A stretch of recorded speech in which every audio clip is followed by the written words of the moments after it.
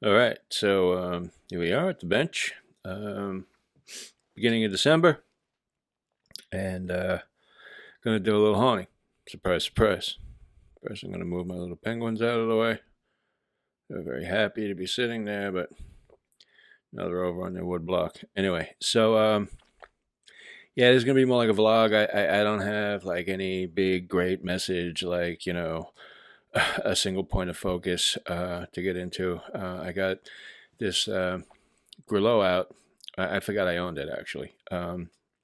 This is one of the first five razors I bought when I got into using a straight. It's it lives in a box in my bedroom, so it's not my face all the time. So I was going through that box and I pulled it out and I was like, oh wow, I forgot about this. You know, it's a nice blade. It's French. Grelot is a brand. TA Zod was connected to them. There's some kind of story with brand ownership there. I think there are some TAs are Grelots. I think there are some that are just Grelot. I don't know any of the stories. What I do know is I remember vividly when I bought this guy. I was searching through eBay. That's when I had time to do stuff like that. Um, and someone posted this, you know, and they said they were unable to get an edge on it.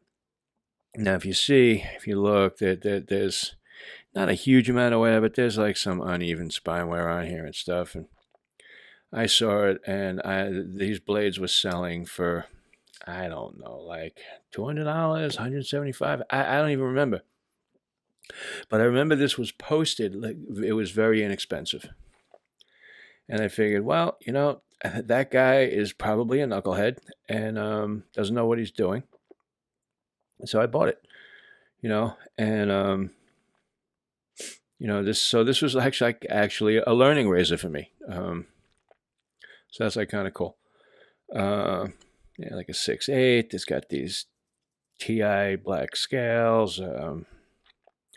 Nothing great. I got gems on top. I got gems on the bottom. Always a nice touch, nice stamping, and none of that modern crappy laser etching bullshit.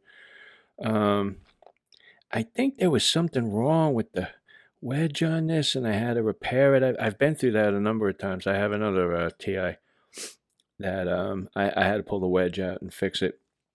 And that's what I'm getting to. It's like TI makes great blades, but they have this weird quality control thing where like they'll send out a jacked up razor, and if you like talk to them, if you say something to them, this is what I hear from people in the industry. If you like get the chance to talk to somebody at TI and you tell them, hey, this razor isn't, 100%, they're just like, yeah, so, silly Americans, you guys expect perfection. Now, I don't expect perfection, but I don't expect a jacked up blade, you know? And the grind on this is a little wonky. Now, it's not bad. I got it honed. The spine wear is uneven, the bevel is uneven, and who knows? Maybe that's from the guy who owned it before me. I don't know. But if I would have paid full boat for this, I think I would have been annoyed, you know. And I think if I paid full boat for any TI and there was like some weirdness, I think I would be annoyed. No, I know I would be annoyed. So stuff like that pisses me off. The steel is really good. It's also really freaking hard. Um, I said I got some spine weight here that I'm not like tripping over, but it could be prettier. But spines wear. I remember honing this and being like, "Oh my God, is it ever going to get sharp?" And I got the bevel set, and it's not perfect. I'm looking at it now, and yeah, I could put this through some paces and redo the profile down back here at the heel. I see there's a little bit of weirdness, but you know what? I honestly, I don't care enough about this razor to go there right now. I know that sounds terrible, right? But anyway, so I got this Coticule out, and basically what I really wanted to do was like check this out. I did a blade on it before I lapped it, and I was like, "Whoa, this thing is awesome!" So I lapped it earlier this evening, and it's a natural combo. See that? Nice fade, right? The blue is, sort of unremarkable. And, this side, though, it's nice and hard. I believe it's Lepetus. I'm not sure. And and I got a nice slurry stone out. This is actually a very old Jnat. Um, and I have it's a double sided because I actually wanted to do a little bit of honing on the blue side because, well, I think this puppy's going on Etsy, and I want to have a little something to tell the potential buyer, past what I already know anyway. I mean, I already know enough, but it's always good to like give it a lapping and check that out. Anyway, so yeah, using the BBW side of a Coticule is normally not anything I get involved in. To me, it's just like it's a subpar Coticule, and I have a yellow side, so why do I need blue? That's my theory. Let's see here. Maybe one of those rare moments where you see Keith do circles. All right, well, I tell you something. This is one of the nicest BBWs I've honed on. You know how sometimes you get like kind of a, I don't know, you feel like a granularity to the surface, the feedback. This is completely void of that. It's very creamy. It reminds me of one of those old fancy BBWs that I can't remember the Rouge, the Somme, the what, I don't know. It's just so much to know about that stuff that, I have my head full of Jnatisms. To be all that conversant in BBW, which is something I don't use, is just defeating to me. But yeah, this does feel like some of that fancy blue stuff from back when. Is I can tell you is slow, and I'm progressing the edge. Now, you got to remember this was in my box, right? So basically, if it's in that box, it was shaving. If it wasn't shaving, it wouldn't go into that box. And it's been in there for a really long time because I forgot about it. So, it's been in there a long while, years and years. Anyway, so I know the bevel set. I said it, and I remember shaving with it back when, so it was working. It so there's that. If it wasn't, it wouldn't have been in the box because I don't do that. So it's my opinion that all this needs, and it may not really need anything. It probably shaves fine, but I know me, and I'm going to be happiest if I give it a nice fresh off the stone edge. And I did that video. It's on my Facebook page for Tomo Nagura, and I guess I should link that here. I'm just so bad at like the self-promotion thing. It's like I'm just too busy sometimes to connect some of these dots. Anyway, that's a really nice slurry stone. Now I tell you, this is like creamy butter Coticule, and this is nice and hard. So the feeling is just awesome when you're making a slurry. So let's see what it's like under the blade, shall we? All right. Ooh. Have you ever honed down a Dressante from like a long time ago? Not Dressante or blue, none of that stuff. Straight up Dressante. That's what this feels like. Oh, this is nice. This is sterling. Did I say I was going to be selling this? I may change my mind. I have to think about that.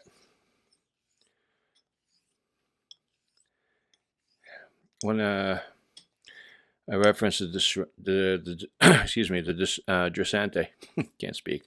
I'm like so like blown away by the stone. I'm like really like whoa. Anyway, Dressante, it has like kind of a dry feeling and a hard dry feeling at that. You feel as though there's abrasion as you're going through. You feel the process of steel removal going on, but it's not, you can see I'm not really picking up a lot of swarf. that the process isn't, really speedy.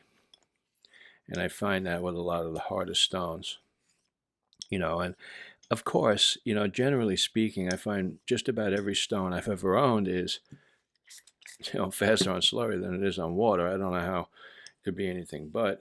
Um, people like to get into, well, what's the speed like on slurry? What's the speed like on water? It's like, I guess those things are important, okay? But what's really important to me is, like, was I able to get to the edge without standing on my head? Because, I find most coticules, for the most part, they all take me to the same place. Sort of. There are shades of gray in here that I don't want to get into right now, but, the shades of gray here are not different enough for me to, like, I'm using some pressure, by the way. Right? Someone recently texted me, messaged on YouTube. He said, why don't you talk more about touch? And it's a great topic, but it's really, it's like, how do I get this up into the up into the camera? It's here, and yeah, I use adjectives to describe things like I did before, like the dry thing with the Giussante. Um, and you can see now that this is darkening. I like a teensy bit. So I'm using some pressure. How much is some pressure? Well, someone's going to say, oh, well, it's medium pressure. Well, what does medium pressure mean? Well, to a million people, it means a million different things. And that's why I tell people, they want advice. They want,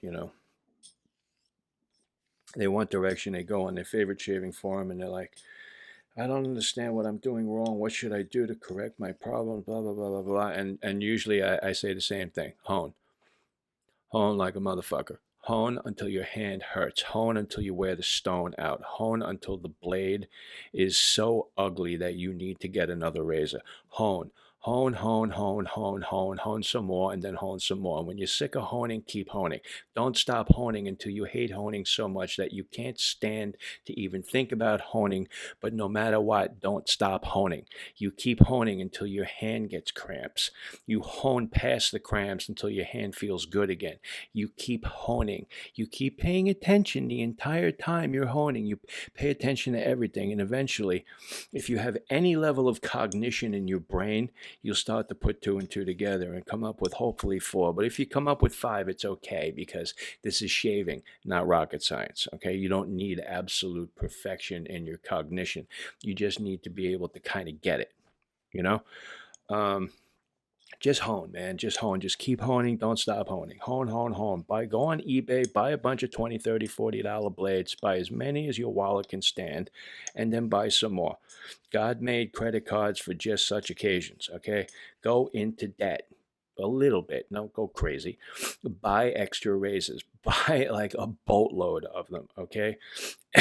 Right now on my bench, 1, 2, 3, 4, 5, 6, 7, 8, 9, 10, 11, 12, 13, 14, 15, 17, 18, 19. There's about 50 razors on my bench right now. You don't need 50 razors. Get yourself like 10, right?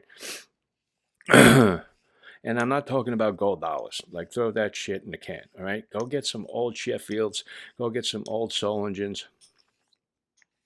Get all different types of grinds. Get wedges. Get full hollows. Get singers. Get half hollows. Get like crazy stuff. Get busted stuff. Get rusted stuff. Learn how to fix up rusted razors and get them on the stones. And I said it a million times.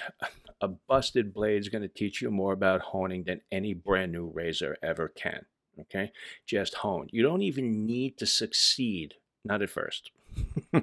Eventually, of course, you're going to want to succeed because you want to shave, right? But in the beginning, all you need to do is start taking steel off. Get a loop, all right? Here's my loop, right? Photo loop. All right, this is busted as hell. All right, I used to have a clear skirt on it, but I've dropped it so many times the skirt's gone. I have a Schneider on my desk. This is a Fuji. This is a 4X. You see the width of that? Okay, it's huge, right? Look at it next to the blade. I can see that much of the blade at one time. Now it's 4X, but I see a lot of the blade at once. And 4X for me is enough magnification, right?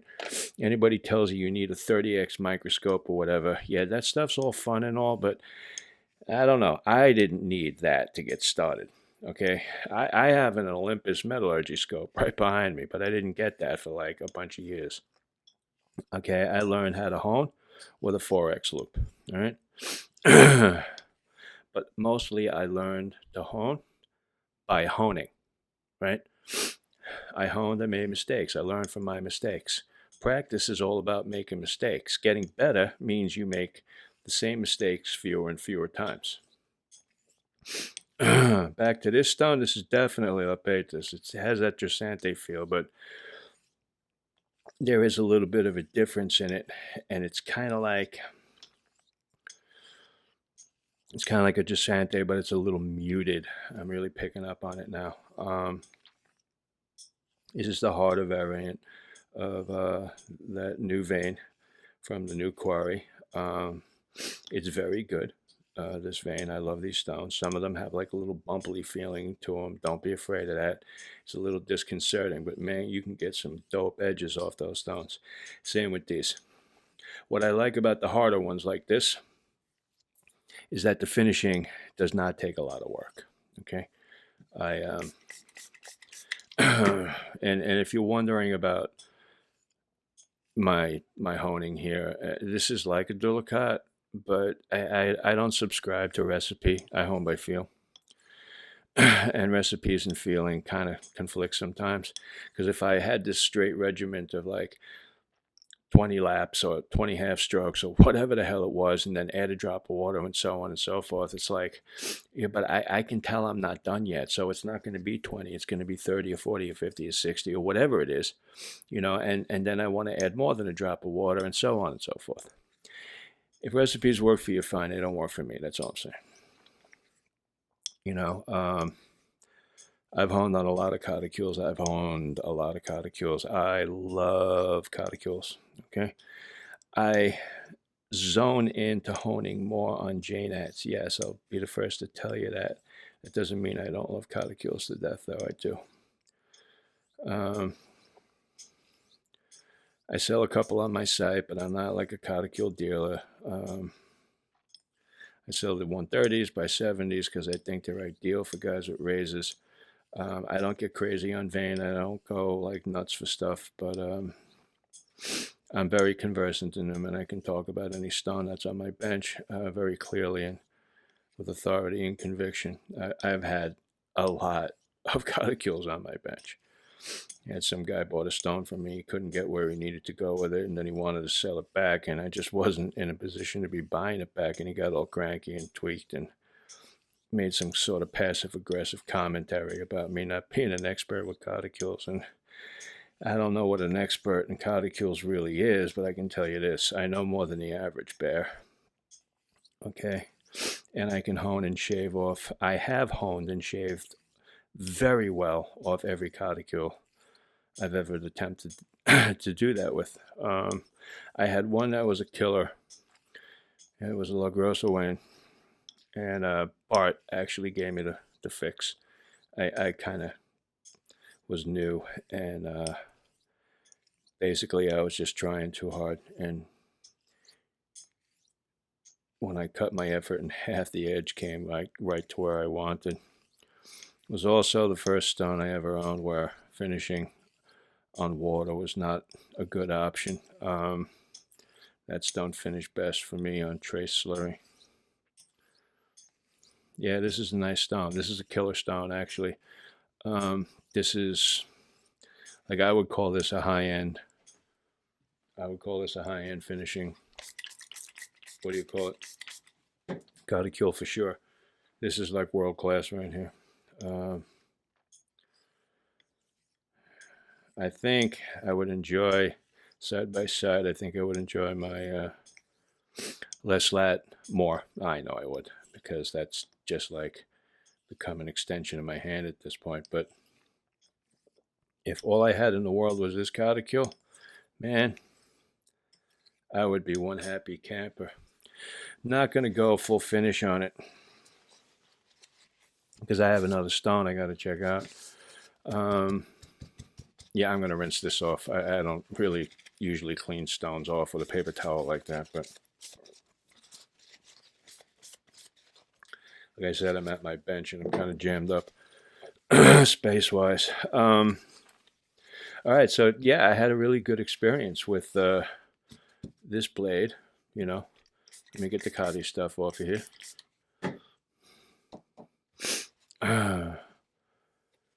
Nice French steel, hard steel. Um, well, this razor shaves extremely, extremely well.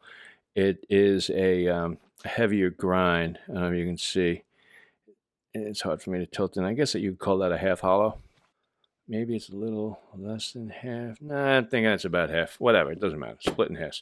Anyway, so I got this Jnat, and yeah, it's like really pretty. Um, nice pattern. I honed down here. There was like some crappy chipping that I could have taken it out by decking this down, but I didn't want to lose that much stone, so I just cut this off. The corners being off don't bother me. Um, this is non-invasive con. Okay. In other words, the rings are not causing any problem with honing. Sometimes you can get that, but this is not one of those times. And very, very nice stone. Now, what happened with this? Well, nothing happened with it, but it came in and I sealed it up, and then I get a quick edging on it, and I didn't really, what do you call it, lap the top too much, and my first edge was a screamer, So I gave it a full lapping, so I'm on point now. And the pattern kind of lightened up. The top layers were heavily oxidized, so glad I took care of that. And again, this is going to be like another Etsy stone. Having a hard time finding where I want to put the Coticule. I'll put it on the windowsill, all right?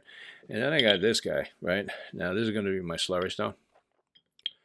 So you're asking, what am I going to do? Well, I have this edge that bevel set like a million years ago, but I believe is fine. And then I tuned that up on the Coticule, right? And worked on that, and I got a good feel for the feedback on that stone. And to be honest, I could probably strop this up and shave, but I know by feeling that I would need to go into finishing stage on the Cotty to get it where I wanted. And I have another stone. I mean, it's like I got to check stuff out. So move right over here to this guy. Now look at that. See the con really like comes up like when it's wet. It's really impressive. It's got this action here where it takes on that like mountain peak looking thing is just sick. All right.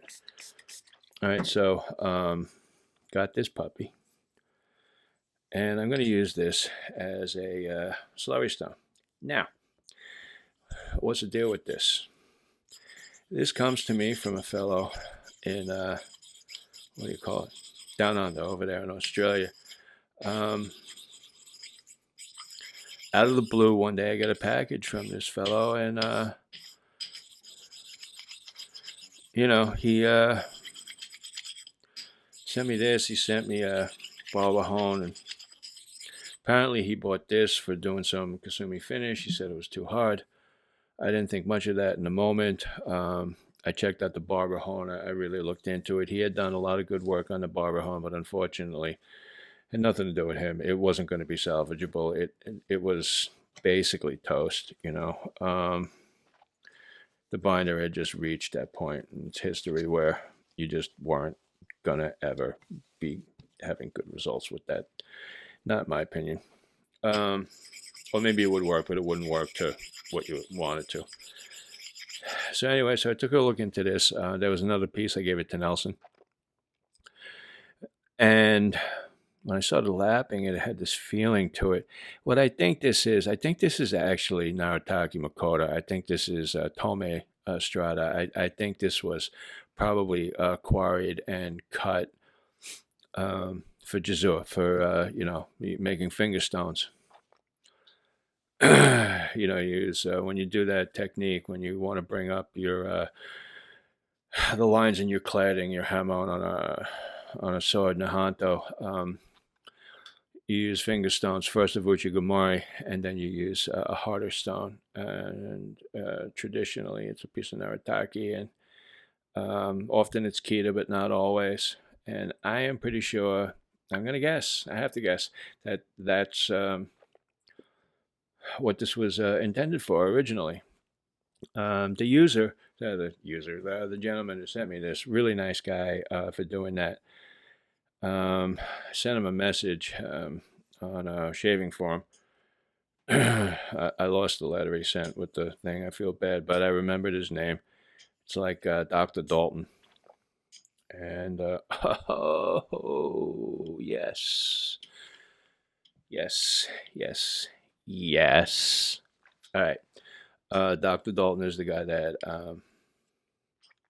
sent me this Narataki piece. And I want to thank him, actually, because it's really cool when people do stuff like this. Unfortunately, I had to toss the, what do you call it, the barber horn. That was just not a working thing. Now, the reason I like sort of gushed there for a second, oh man, is this a stone for me? Okay, this is very, very, very hard. This is at the beginning is super hard. Okay, the feedback on this is it. Whoa, it's orgasmic. It's like the finest satin ever. It's like somebody made super, super fine satin out of like silk, but then they polished it. And that's what this is like. It's nuts. I think a beginner would maybe have some difficulty reading the feedback on this. It's very quiet. To me, it's very clear. I'm used to stones like this. But wow. Oh yeah, I think before I was prattling on, I mentioned touch and stuff like that. It's hard for me to like explain touch. It's in the hands, and so I use these adjectives. Like the satin thing I just described, the satin silk, and the polishing it, so it's like even more of what it is normally like, so far as smoothness is concerned. Now I'm using less pressure here than I was with the Coticule. Reason for that is, at this point, I'm in full finish. I don't need a lot of pressure. If you read Iwasaki's manual, forget the numbers, forget everything. Just go on the basic premise. Okay, as you go along, you start, with more pressure in the lower grits, and as you progress, you're using less and less pressure. I enhance that a little bit. I kind of gauge my pressure at each stage because I feel like the beginning I need more pressure than I do at the end, and that's at every stage. But that's like almost impossible for me to explain to you. But well, it's impossible to explain exactly. But all you got to do with this, that's what I said before, 2 plus 2, it's supposed to be 4, but if you come up with 5, it's fine because it's shaving, not rocket science. You understand the basic premise and then you make it your own, okay? You work on it. You figure it out for you, okay? These guys with the quick answers, they're, honing channels with testosteronal bullshit and absolutism and the little sarcastic innuendos where they make digs at other people because it threatens their wallet or their macho or their ego or something. You know, that's not honing. That's it's honing, but it's not the honing that I choose to be involved with, is what I'm trying to say, right? Now you talk to people who love what I'm doing right here, like they do, they get into it. They're immersed in it. They're immersed in the feeling and the sensation and the results and the subtleties and the nuances. The people who got past a long time ago, they got past, well, which has finer grit, or who makes the sharpest edge, or my edges are smoother than, you know, Yeah, to who? How did you gauge that? What's your scientific principle? Are you running on confirmation bias, or are you actually doing a scientific test? Because if you are, I want to see your data. I want to see your control group, okay? And I want to see how many other people did exactly what you did and produced the same results. That's a scientific process, and most of the people in this honing game, when it comes to that, are just completely full of shit, okay? Yeah, I just said it, okay? Um, Everybody's experiences can be different because there's a million variables and nobody needs to have everything explained to the nth degree. It's just not that way. If fewer people would do that shit, more people would get into this, because I really believe that it just puts off new people. And then it confuses the hell out of them, and then they get frustrated and they leave because they don't know where to turn to. Their idol turns out to be incapable of answering the simplest of questions in a clear and concise manner, and they leave. Okay, because what happens is they just keep buying stuff, or they just keep trying bad technique over and over. They're like, oh, I saw that guy do this crazy stroke where he's going like this on there. I don't understand. It's not working for me. Yeah. So I said, any stroke will work for anybody, but hey, look at me shit is usually for self-centered, conceited douchebags. People who want to hone and make good edges. Generally speaking, they do pretty much what I'm doing right here without much fanfare. Okay, look at the, see my undercut is beautiful, like right here, and it's coming up nice all the way across, all right? The other side is pretty much the same. You see the slurry is taking on a really interesting color. It started off much lighter, okay? I actually really like it when like my slurry starts doing that darkening thing. Um, you have to be careful and not let it get to mud, because muddy slurry can kill your blade. I like to use a lot of slurry, but muddy slurry is not a lot of slurry, and a lot of slurry isn't muddy. A lot of slurry is just a lot of slurry. Now I'm talking to you right now about a lot of slurry, and I don't have a lot on the stone, but I have enough to do what I got to do.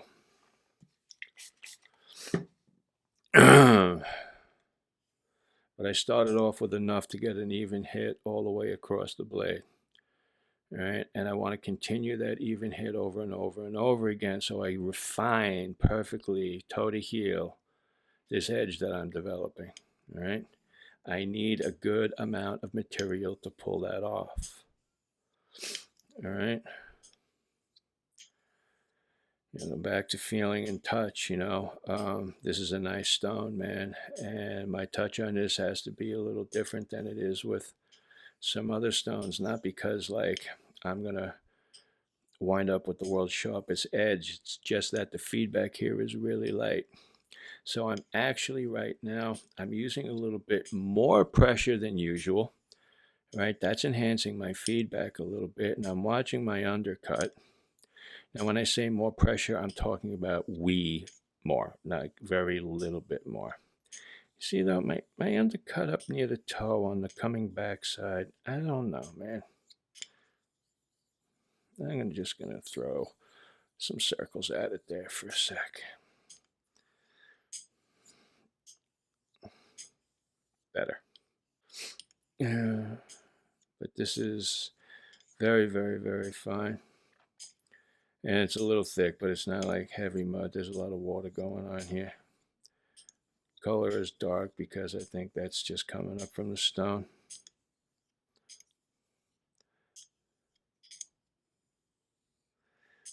I'm going to try it. I'm going to watch and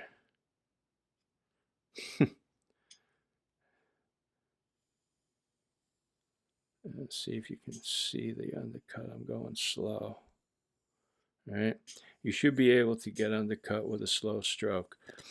If you're going really fast, you can get undercut just from the law of inertia, but that's not the tell that you're looking for. You're not looking to prove the basic rules of physics. What you're looking to do, right, is to see if the slurry on its own with a normal stroke is climbing up over the edge and onto the blade over the line where the bevel meets the grind.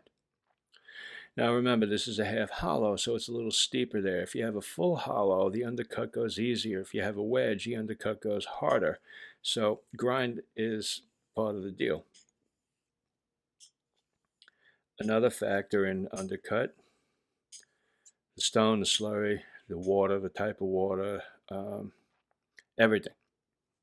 So this goes back to hone, hone, hone, hone, hone.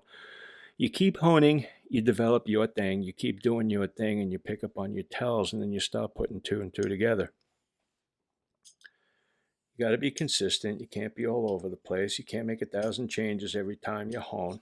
You know, that's why guys go on shaving forums and they ask, "What should I do?"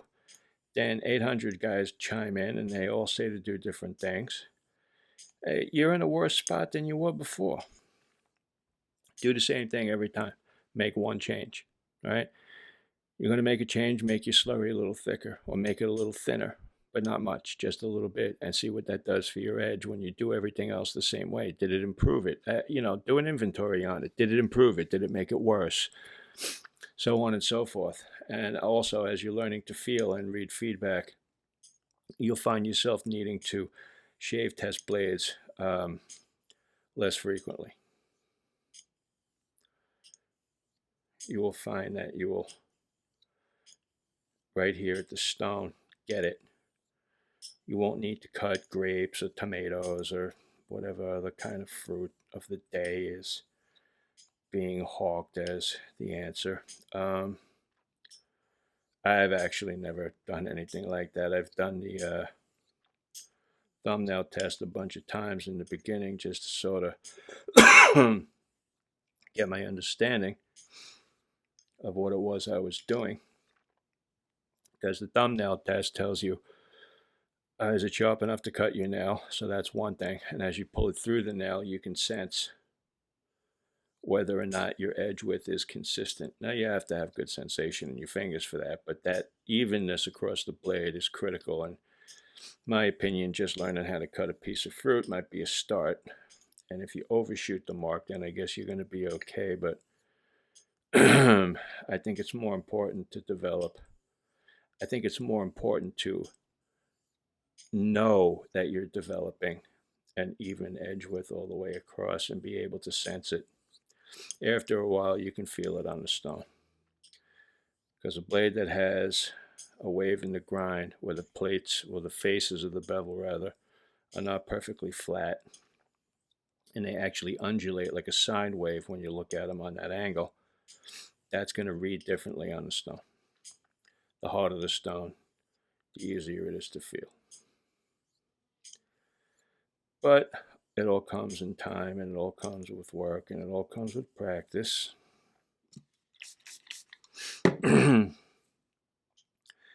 So I guess another thing I might want to say is you just got to be patient, you know.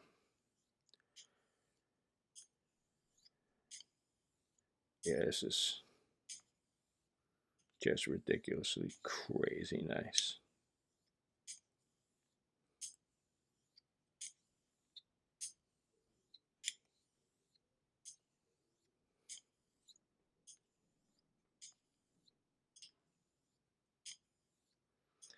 Lightening up on my pressure. Gotten away from using any force, any downward force. Well, shouldn't really say that, but I'm not really forcing. I'm not really adding pressure, much pressure to the equation. I'm putting more effort into going back and forth, and I've released about maybe 80% of my force pressing down, which wasn't a lot to begin with, but right now I'm sort of skating across the top.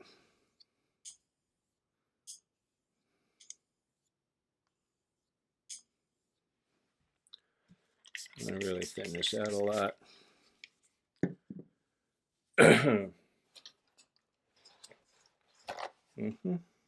Clean this off a bit.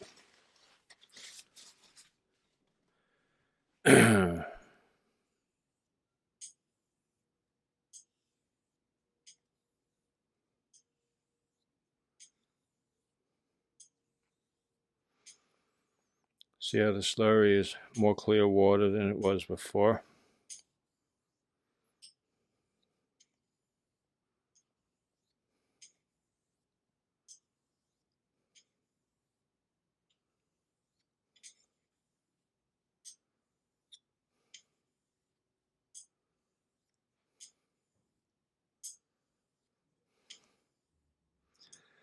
Generally, at this point, I reduce the length of my stroke.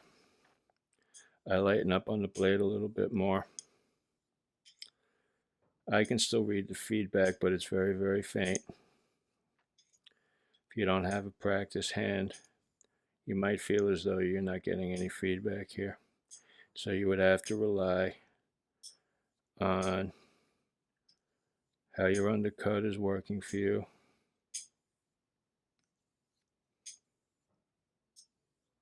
And I'm done. Totally done. I could continue to hone because it's a lovely, lovely stone to hone on.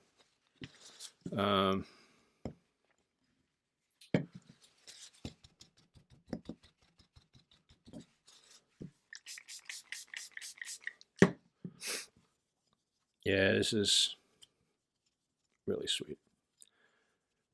I'm gonna get this prepped for sale. This I might want to hold on to this and pass up on another stone out of my collection and keep this one around for a while. Let me just.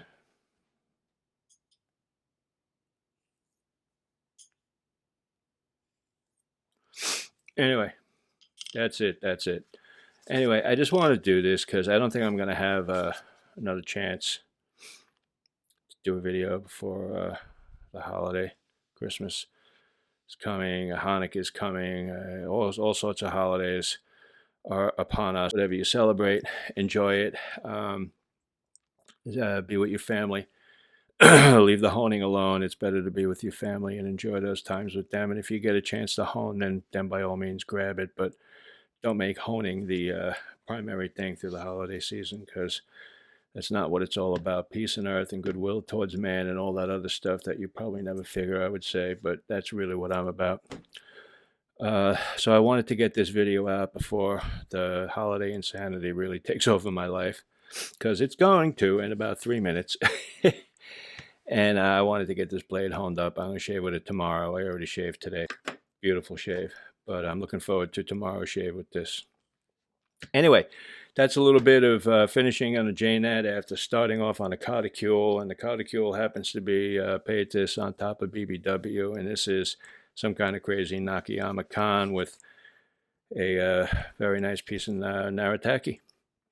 Anyway, that's all I got. Listen, peace out. Enjoy the holiday. And remember, all of this is supposed to be about having fun. So keep that up front. Take care. Talk to you soon.